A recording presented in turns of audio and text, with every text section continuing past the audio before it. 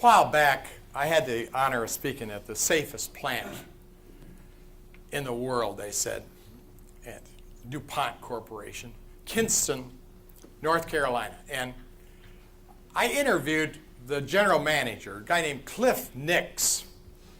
And I said, you know, what you'd always say, how in the world you guys do it here? You know, you guys are fantastic. And he said, well, we work at it every day, you know.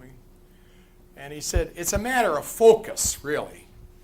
He said, different companies focus on different things. It just happens DuPont focuses and has for years on safety. How many of you have ever heard that DuPont is supposed to be the safest organization in the world and the nation's leader? And yeah, and they teach all kinds of courses on it, and they have all kinds of films and stuff.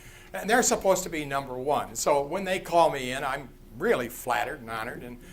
And so I said, maybe you can explain it some more. I said, about this focus. And he said, well, different companies focus on different things. I read a Tom Peters book, In Search of Excellence, and he said that Milliken and Company, which makes fabrics, concentrates on customer service and quality.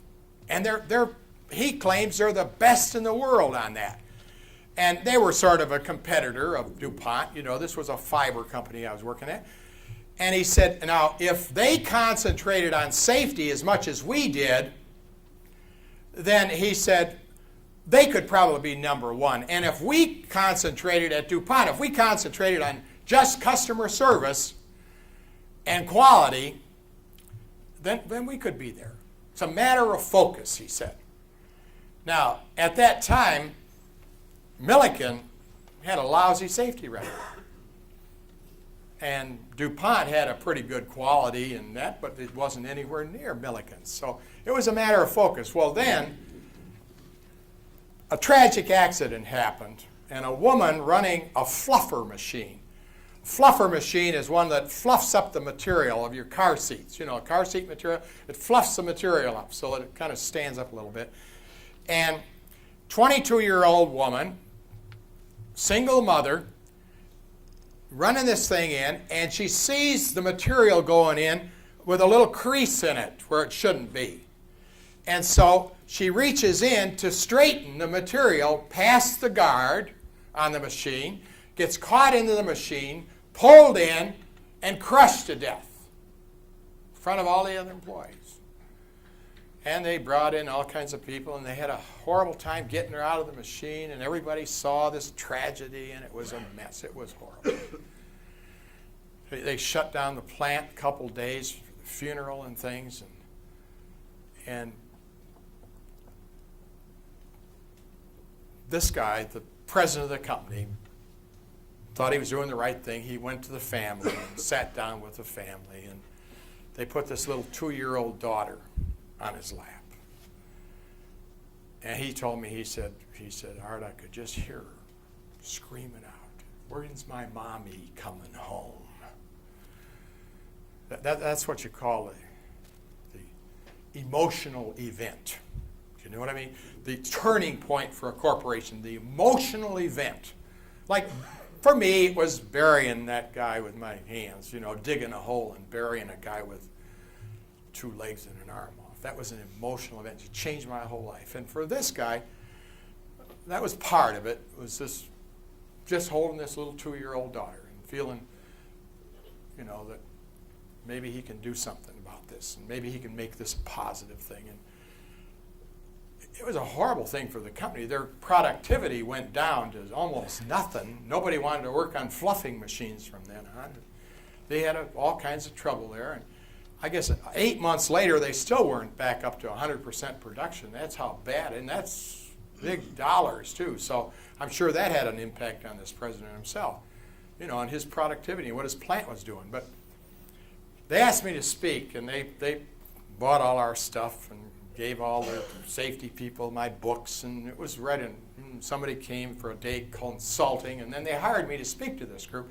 All the key people, you know, the high monkey monks and all the safety people in that plant from the whole system, in fact, North Carolina there.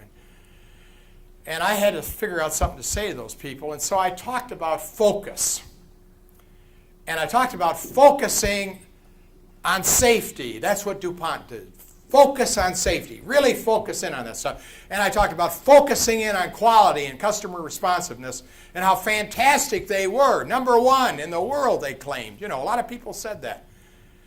And I said, when I was a younger man, I was a photographer. As a claim agent, I started taking pictures. When I started moonlighting, I started taking more pictures. And I sold full-color layouts of magazines with my pictures. And I sold a cover to the Humane Society's, you know, magazine, a picture of my daughter with a little chipmunk on her shoulder. And I got to be a pretty good photographer.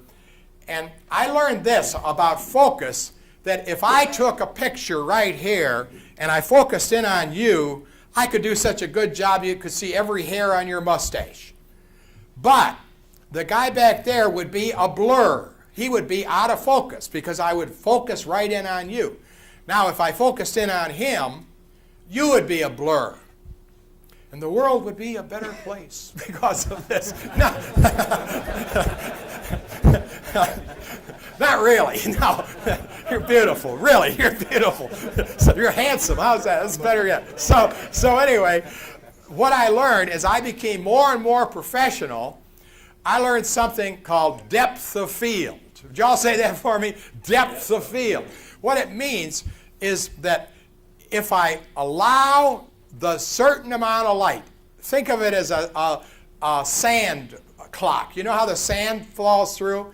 And if I have a small hole, it'll take longer for the sand to fall through. Well, they have what they call an aperture in a camera, which simply means a hole that the light comes through. And if you make a smaller hole, it takes longer for the light to come through on the film. But when it takes longer, it increases your depth of field. So by taking a little longer and a little more care and becoming a little more professional in my trade, I got so I could take a picture and you would be in focus and he would be in focus at the same time. You see? And I didn't sacrifice. You're still right in focus and he's still right in focus because I took a little more time for that light to come through that aperture and shine on the film and develop it, you know. Now, I said to the people there, I said, I want to challenge you to become a little more professional and to focus on safety as you continue to focus on customer satisfaction and on quality. That's the challenge to every one of you. Milliken won a safety record about a year later. Hung up one of those signs about a year later.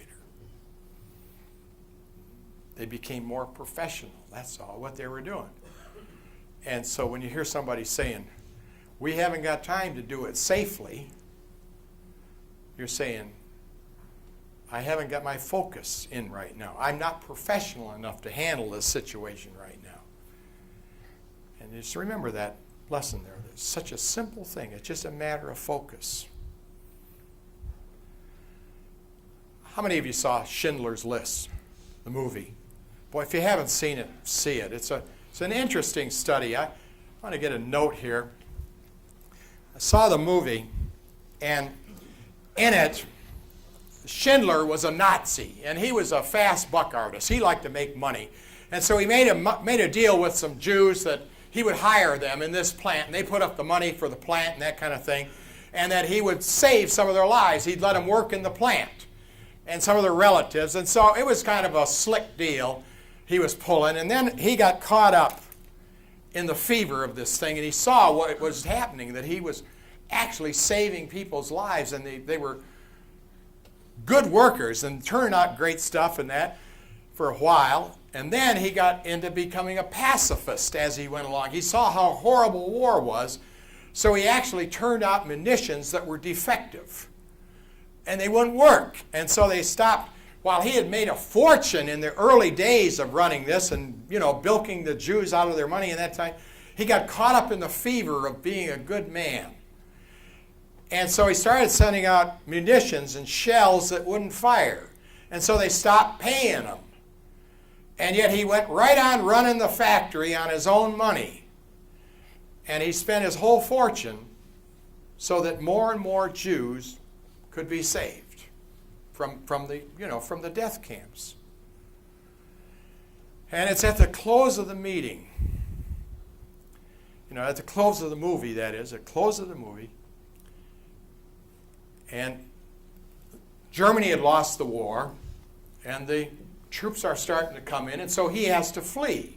He doesn't want to get caught, and he wants to get out of there in a hurry. And as the Jews got together, and they took the gold out of all their teeth. They had drilled. They had all the gold removed from the teeth, and they made him, I think it was a bracelet. They made him a bracelet, I think it was, and they gave it to him.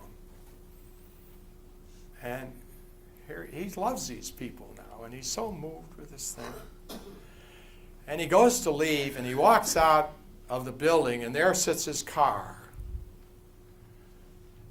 And he says, "Why did I keep that car?